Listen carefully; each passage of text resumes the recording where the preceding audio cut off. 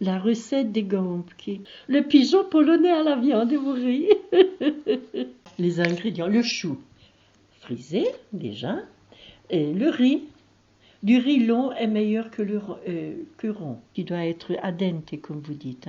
Ensuite, il y a la viande, du veau et du porc. Il faut de l'œuf pour que la matière elle soit bien amalgamée. Ce qui joue beaucoup, c'est l'oignon.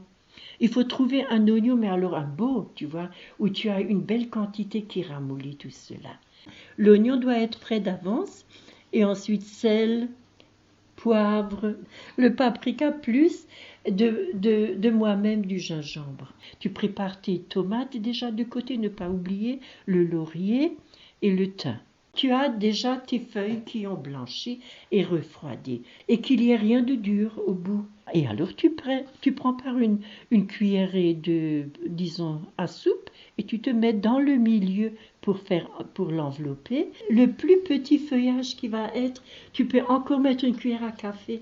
Et plus bas que tu irais dans le jaune, meilleur c'est. C'est meilleur.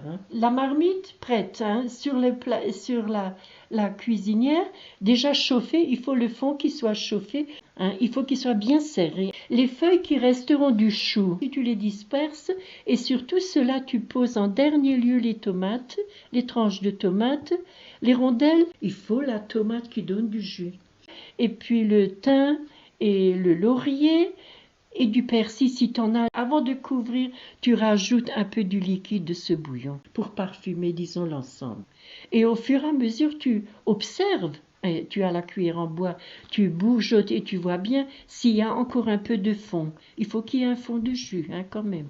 45 minutes, oui. À petit feu, et disons mijoter. Voilà, c'est délicieux.